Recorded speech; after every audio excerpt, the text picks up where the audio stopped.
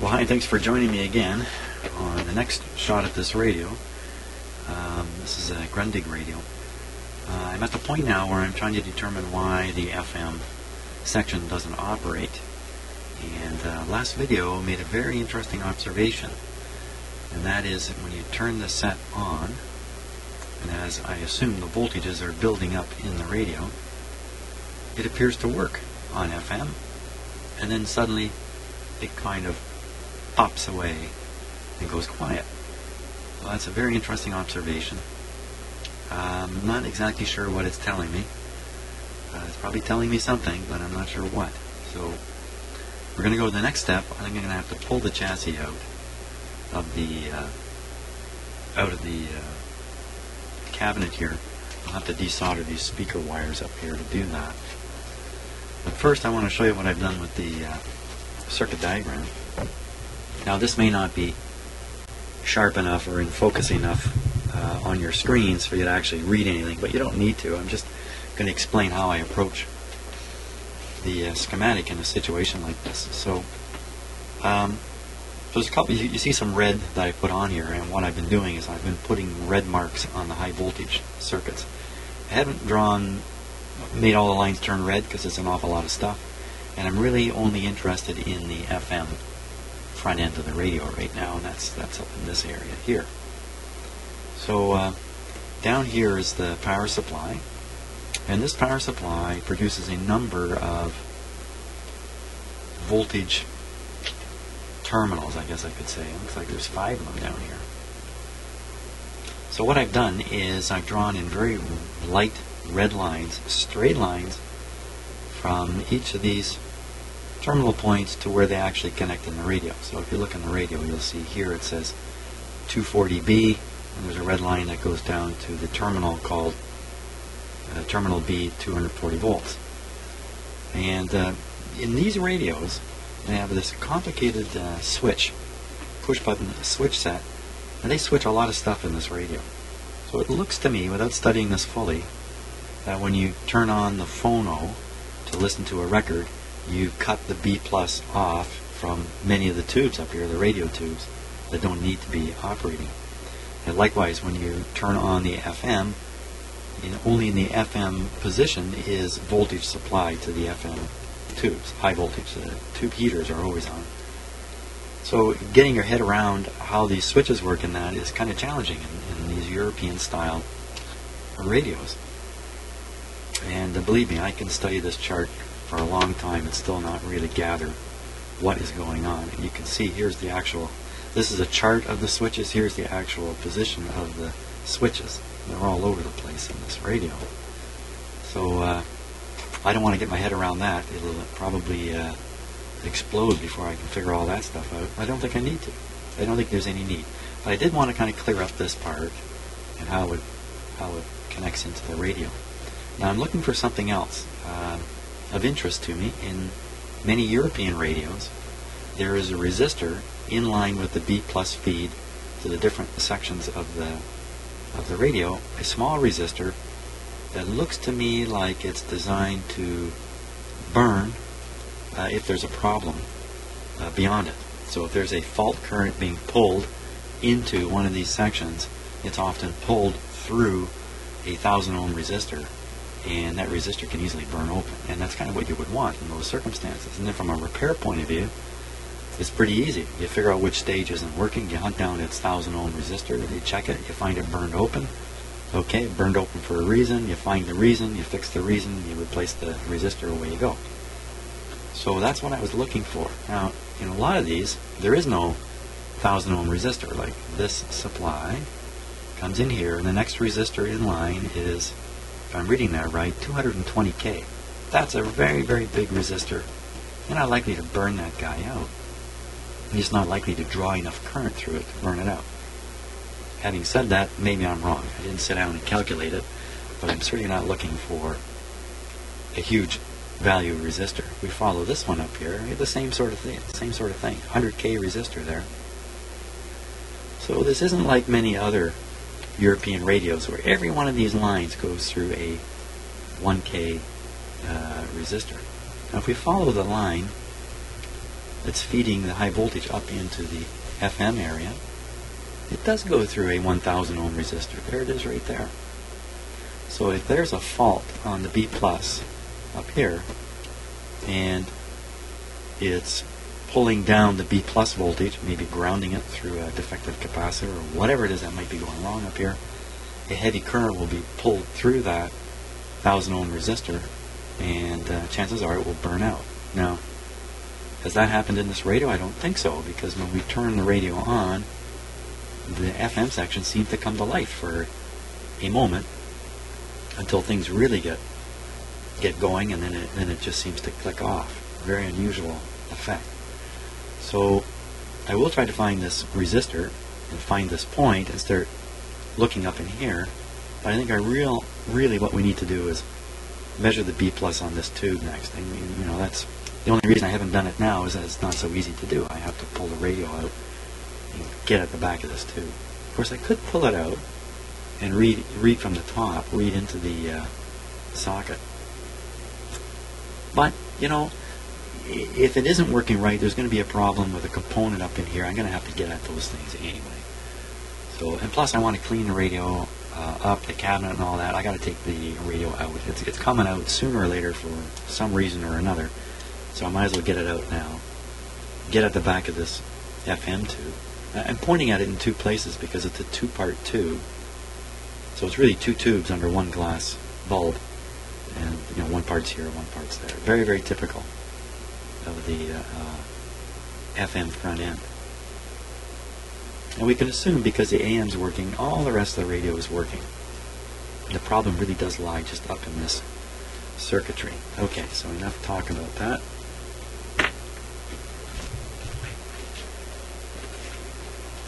And thank God I have a schematic. That schematic is actually not for the 2450. It's for a Grundig 2440, which appears to be pretty much an identical radio. I don't really know what the difference would be. So first thing I'm going to do is desolder these speaker leads. And I'm going to do that. Hey, what's going on there with my... I see it. Just a second here. Yeah, I'm just noticing that the volume on my two shop microphones is very different.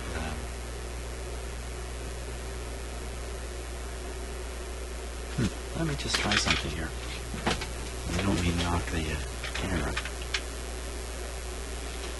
Yeah. Just move this down a little bit. Look at that. I can see the signal going up and down.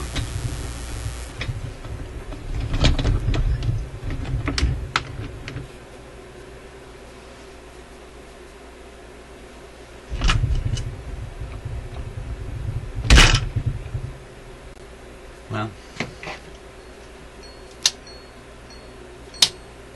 I don't know for sure what I'm seeing there. You see, I can't hear my own audio when I'm in my shop here without an awful lot of hassle and effort. So, unfortunately, I can't hear exactly what you're hearing. Well, it looks like it made some kind of change. I'll have to check that. Okay, enough babbling about mysterious things on my microphone. It's probably a hum. You're probably listening to a hum or a buzz while I'm doing this, so that's kind of bad. Okay, onward.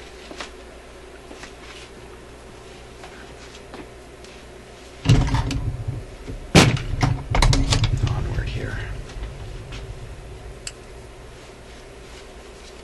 I'm still wearing a sling on my right arm. So some of this is a little difficult to do.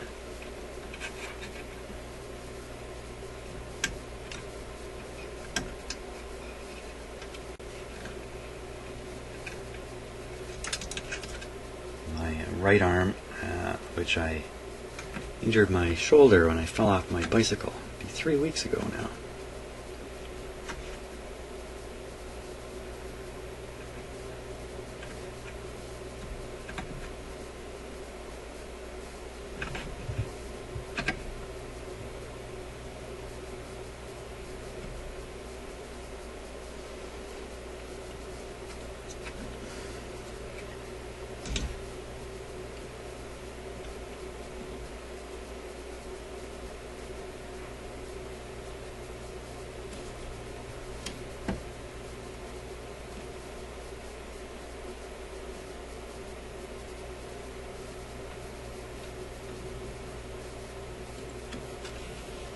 Here we go.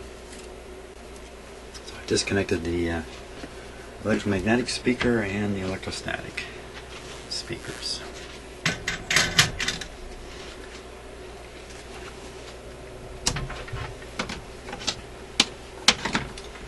I've got to take 2 screws out of the bottom and get the radio, but I'll get all that done. Okay, so I have the radio out of the cabinet, and I've done a couple things here. One is I've already connected a external speaker. Here it is here. So I've got a speaker connected up, but of course the set is not plugged in or turned on, and I'm not close to doing that. And these are the wires that feed the electrostatic speaker, and you can see I've just put some tape on them.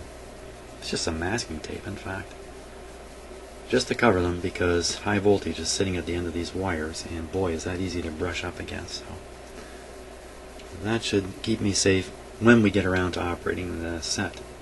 But I think now that I have it out of the cabinet, I'm going to take another close look at it, and we'll do that with the close-up camera, just to see if there isn't something more to be seen before I carry on here. So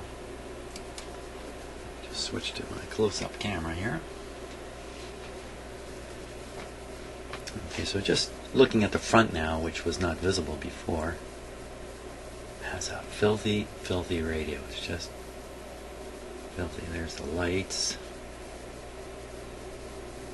pointer. Looks like the pointer has some sliding kind of material there. Doesn't look to be in too good a shape.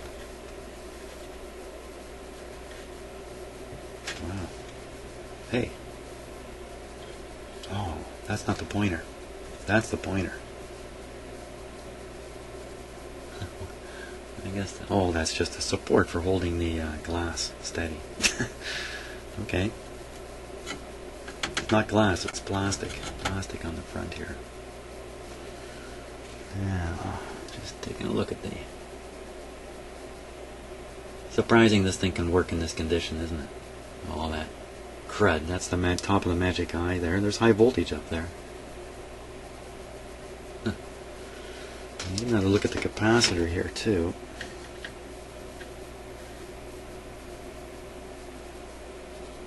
Yeah, look at all this stuff down in there. Wow. I haven't done anything to clean this out yet, so we'll get to that eventually, no doubt about it. Wow. But here's the real thing I'm after, and that's this, taking this off. There's a screw there. And doggone it, there's a screw down there. That's the problem screw. I'm trying to get at that one. Hey, look, here's this wire sticking out. You know what? That appears on the schematic. This wire. It certainly is a test point. So we're going to try and get these screws out, get this can off, and then we can go hunting for voltage. Hopefully this is not going to be difficult. This screw has to be extracted all the way. It's in a hole, but the other screws may be in slots, which means I just have to loosen them a bit. See if I can do that. Stick a...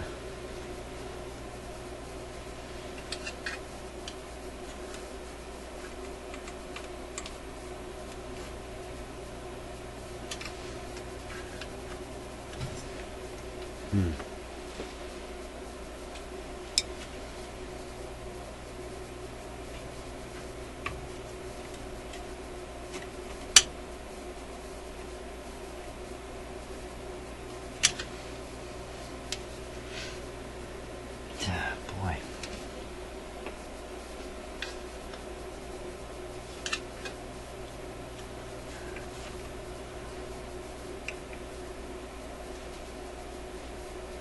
Come on.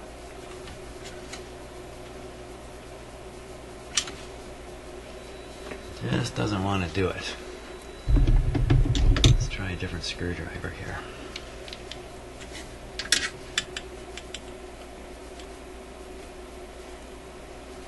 Oh boy, I can see I just damaged the screw head a little bit. Ooh, it's not a really strong screw. It's not going to help any.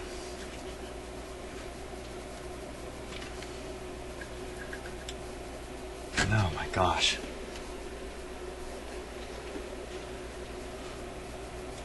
Yeah, people think fixing radios is all about electronics. No, it's all about crazy mechanical situations like this. The electronics is straightforward. Oh, getting nowhere.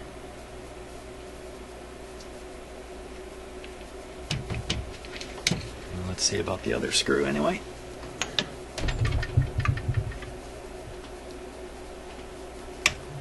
Yeah, I gotta put a fair bit of torque on that.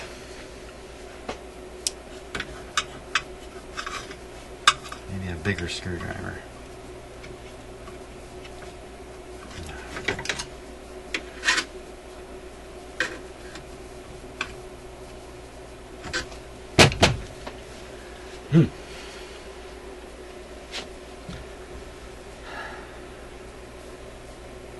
I need some very unusual screwdrivers here to do this, or I have to come up with a tool. I have to dream up some kind of tool to get in there.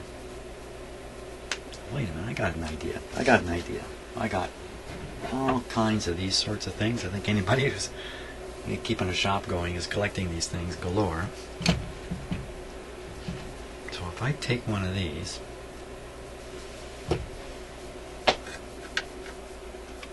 that's just a little bit too long. I got a smaller one. Something shorter than this even.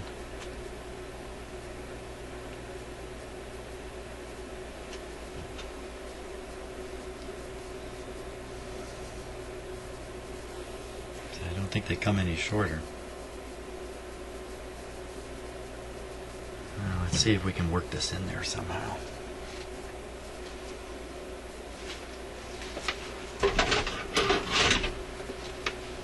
This will work if I can do it.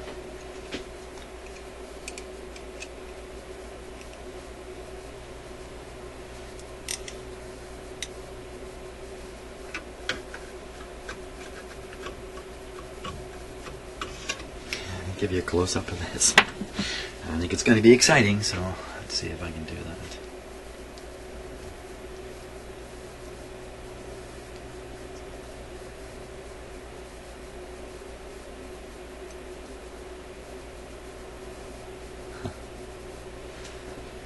Well, it's not perfect, but we'll try that. Oh, of course, this is terribly in the way now. Duh. Let's go over this way.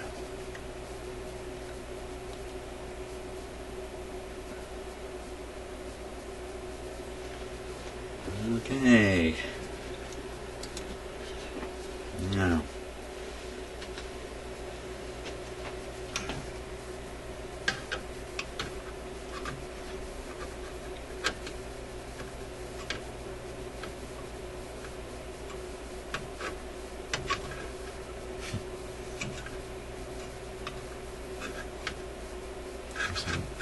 Really shouldn't be using a plier like this, because it doesn't grip the tool very well. We're in. I think we're in.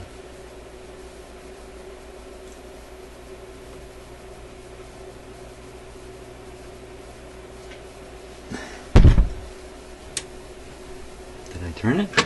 I don't know what happened there.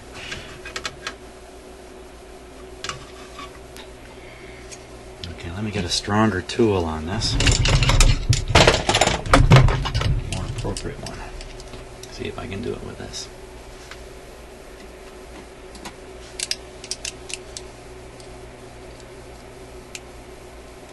A bulkier tool might have more trouble getting it in there, but it's got a much better grip on it.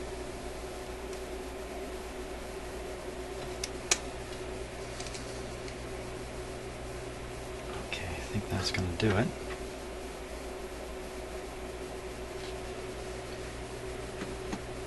Okay.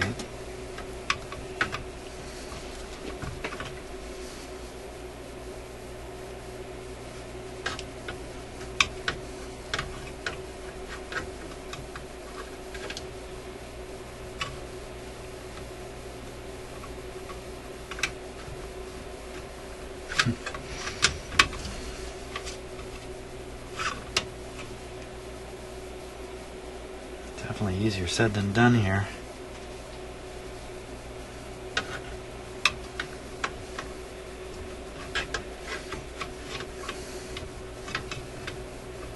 And I'm doing this with one arm tied to my back. No, that's not quite true. I do have a sling on, but I've got my arm sticking out of it. I'm cheating. Cheating on the sling. What exactly is going on here?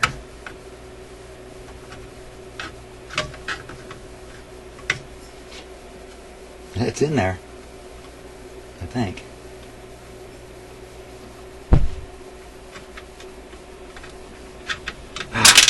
That didn't work. That did not work. Okay.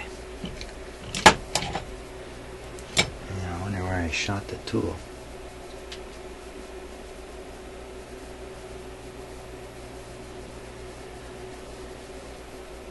Holy smokes. It's gone. Oh well, I got another one.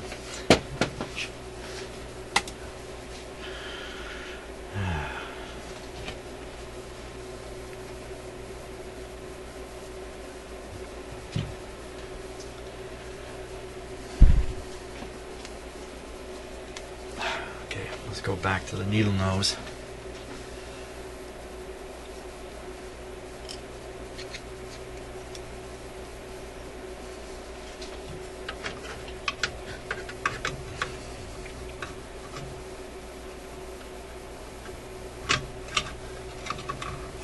I think there's a interference. I can't get the angle on this right. It's always tipped like that once I get it in there.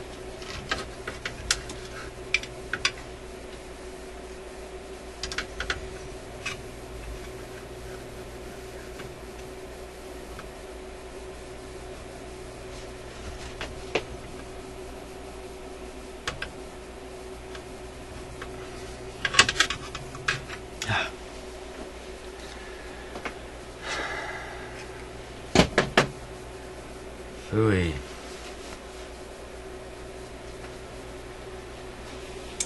Well, what about another set of these smaller ones? I don't think they come much smaller. Okay, gotta ponder the situation here.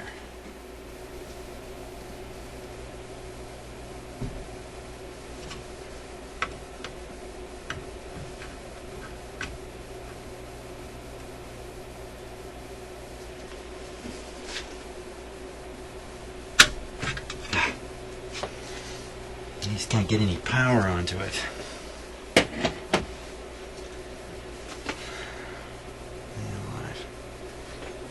Gotta think some more here. Okay, so I'm thinking I need a long, straight blade. Making a knife might be a better tool. Nice stiff blade.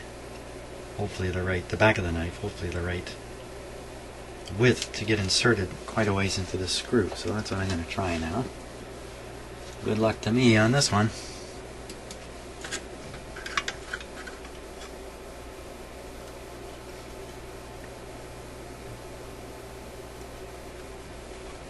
I got it in there, but I can't rotate it because the loop antenna stick is in the way, believe it or not. Get that in there really good. See, that's in there pretty good.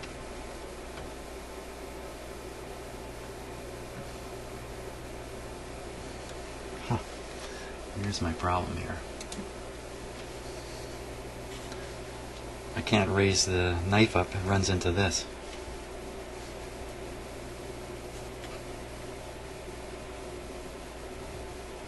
There we go. If it just stays in the screw. Oh, no, didn't stay in the screw. I think I got the right idea now.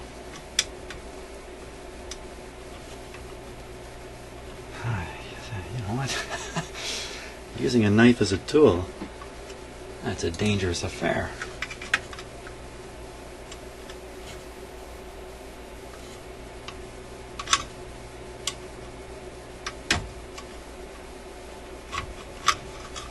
How'd you ever cut your finger off working on a radio. That doesn't make sense. Yeah. Okay, I'm just trying to bend the blade so it'll set down into the screw there. Okay. Alternatives here. Let's see. Can I get this out of here?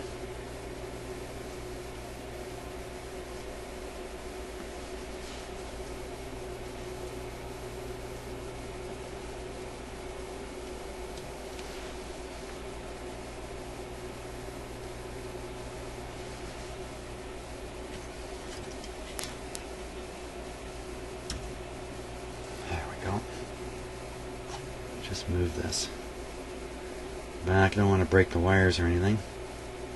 Okay. Try sticking that knife in there.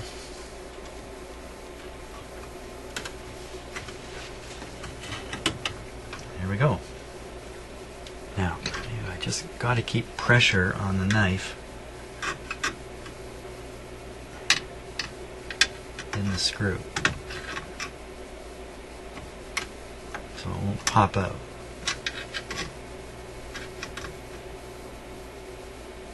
Okay, here we go. Just got to come loose. Oh, I got it! How do you like that, eh? Oh, there it is. That's probably enough already. Oh, there's another screw here. What's that doing there? How did they put a screw there? These devils.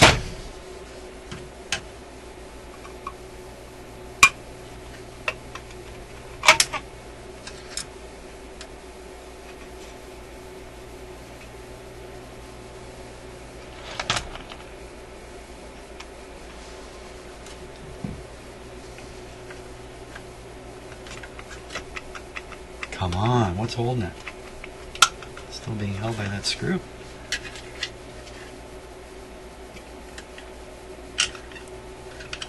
Okay, it should be pretty easy to turn the screw now.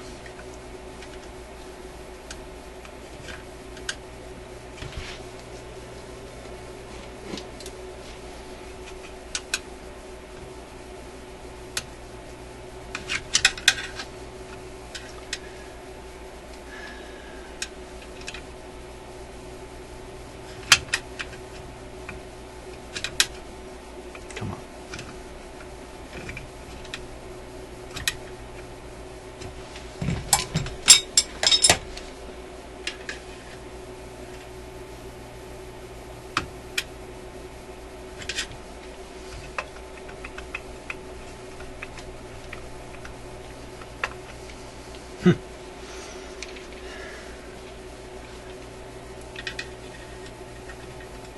I thought I jumped the last hurdle already, but apparently there's not the last hurdle.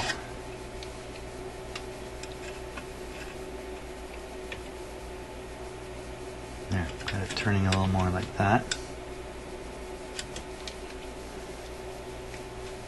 Guess I really need to get some kind of unusual screwdrivers here for doing this kind of stuff. It doesn't sound like...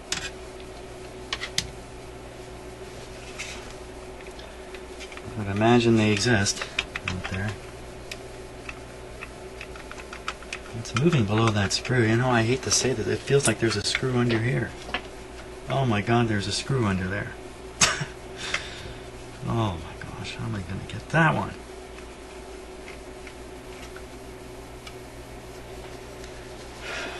Okay. I got to tip the radio up.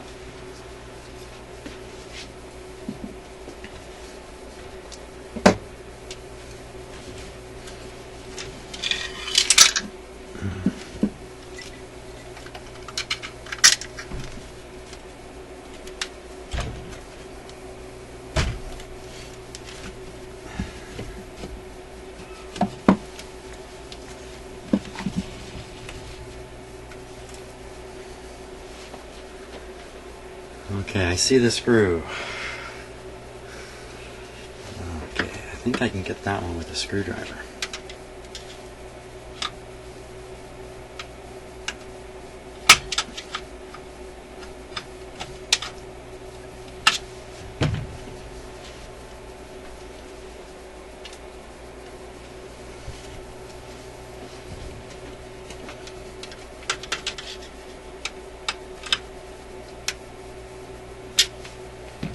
with that screwdriver.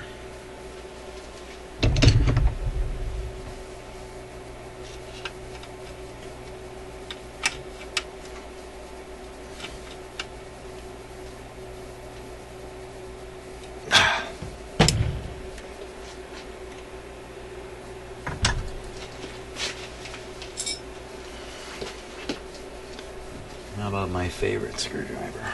Let's try that.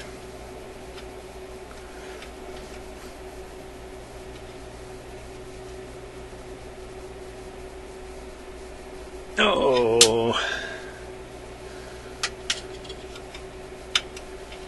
Part of my problem is I got to put so much pressure on this screwdriver. It's a little hard with my sore shoulder here.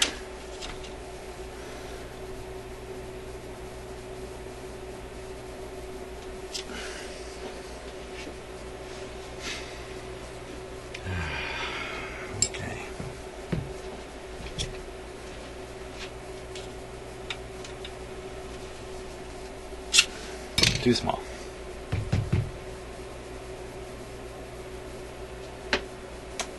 Man alive, I tell you.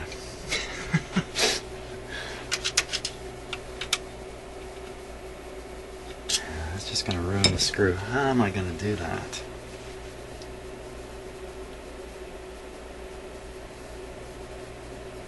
Okay, gotta go away, ponder things some more. Okay, so I'm considering a range of possible tools. One of them is a spanner. Okay, when I give this a quick attempt, doesn't look good. I think it's still too bulky. And I thought about, gee, could I get something like that? You know, a ratchet on there? No, there's just not enough clearance to get that on. Don't know what I would do with it once I got it on. And then I do have bent screwdrivers here. Here's an example of one. And problem with these is the bend is much too long. If this were really short, I might be able to get somewhere with this. But really, it's just a straight shanked screwdriver is the same as this in this particular situation. So my best bet is to try to work this guy in there. And yeah. So we're going to give it a good try here. See where we end up.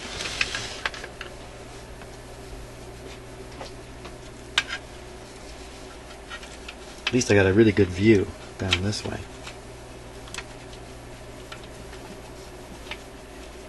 Okay, and all I got to do is just break this thing loose.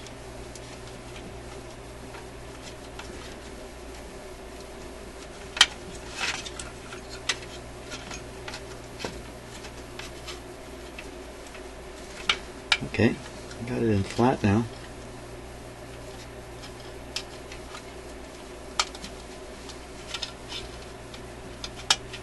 Gee, I might be able to make this work.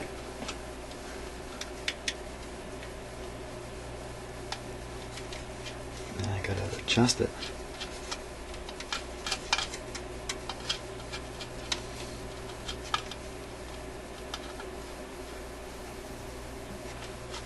I don't think it's touching the...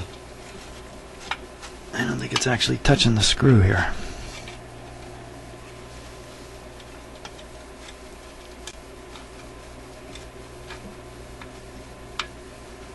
When I get this on here, there's no room to turn it anyway, really. Oh, I've got this antenna floating around here too, which I'm going to break.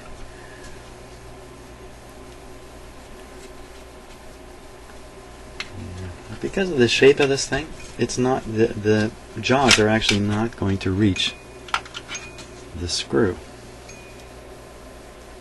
because it tapers down like this, so the screw is just not getting into the jaws. So close. Okay, so I think now I'm feeling more brutal about the situation. So on the basis of feeling brutal, let me see if this one will do it.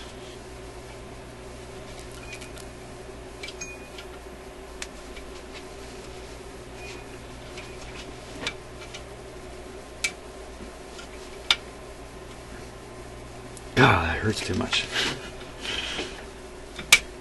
Just, the angle's just so close.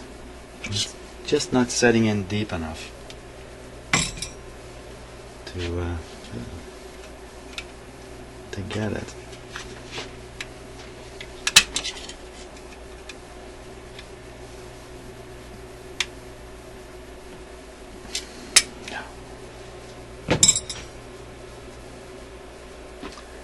Son of a gun, defeated by one little screw. Screwed by a screw. That's kind of what's happening here. Boy.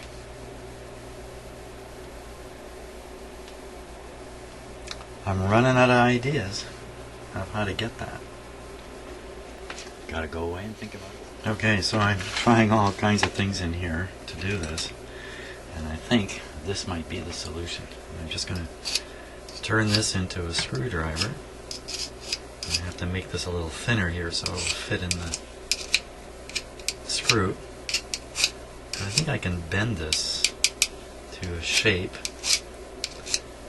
I'm going to be able to get it in the screw. All I got to do is just break that screw loose, and from there, everything should be easy.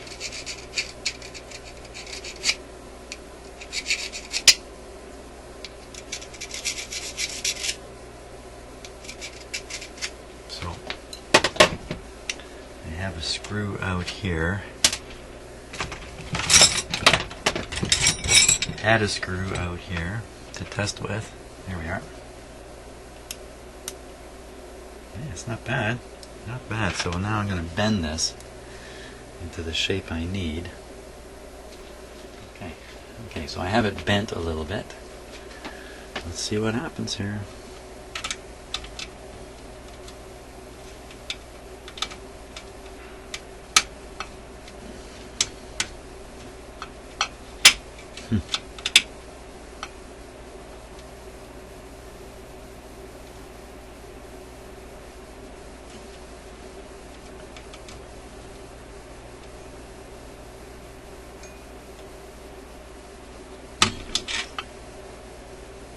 No, popped out.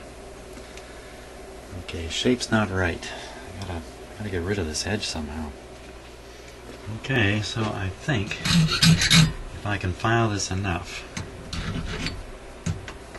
I got a better file, and I think I can make that fit in the screw head, and I think the angles will be right, and I'm going to be able to get this to work, but I got to manufacture the tool properly first. Okay, so I filed this edge down. I have one of the screws here that I got out. Feels really good. I think we're going to be in business here. Exactly what business we're going to be in, I don't know. Let's see. We're in the business of never-ending frustration. So look at this really cool thing. It's all kind of bent around in funny shapes, but it's very stiff. So here we go. We're sticking it in there. There. Now, don't get too many tries at this. Oh man, I just can't do it with my right arm here. Okay, let's try this. Sorry, I'm not going to be able to see this. Hey, I can't even see it. Crying out loud. The exciting moment when I overpower this reluctant screw. Okay. Even this hurts here.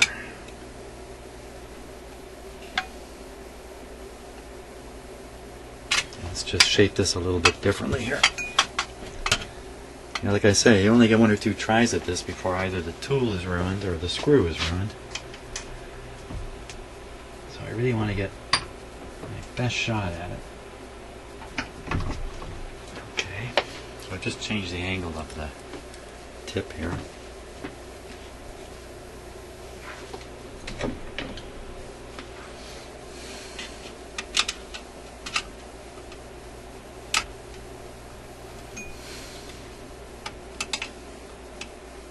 You know what? I'm going to bend this even more, because if I bend it enough, this starts turning less like a screwdriver and more like a wrench. And that's going to give me a much better torque. rake the tip or weaken the metal so much that it just gives out. Okay, in there you go.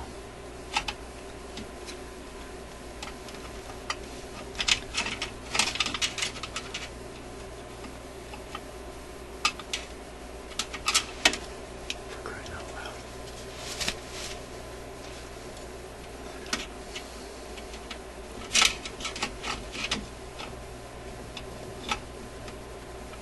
loud. All this for one crummy screw.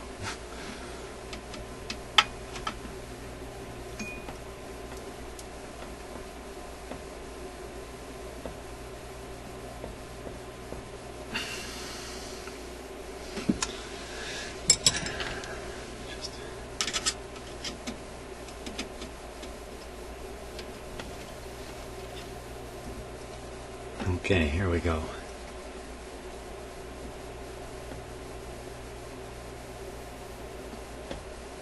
Come on. Oh! I think it came loose. Something gave up. It's moved. I might be able to just turn it with this guy. Yeah. There we are. Okay, that only took like a lot longer than you see video of. There's the debris from all the things I was trying. So, but success is in hand. So let me just clean up. Okay, let's see if we can pull that can off of there now.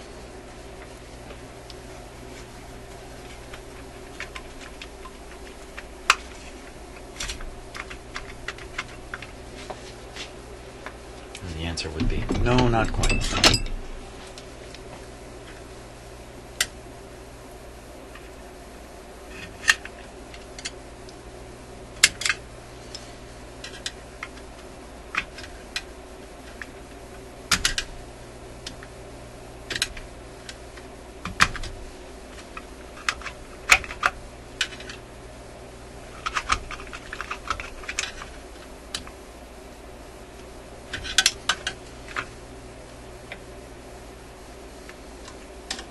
I put this antenna back on before I end up with more problems,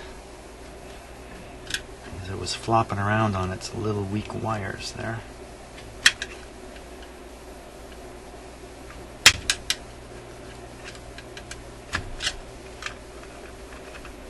Hey, and look at this. Man, that's a whole morning. That's pretty much the whole morning to get this off. There it is. Finally, it's off. Now we can actually get to work.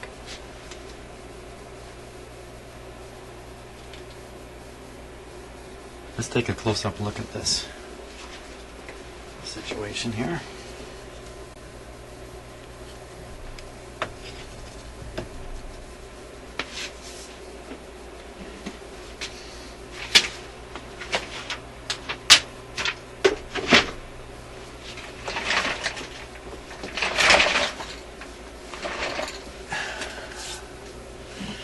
Okay. Uh-oh. Uh-oh. Oh, no. Huh. My video has stalled, so I have to reboot my computer again. Wait a minute, let's try something else here. I have the feeling this won't work. Nope, that certainly didn't work. So, okay, I gotta reboot my computer. Doggone.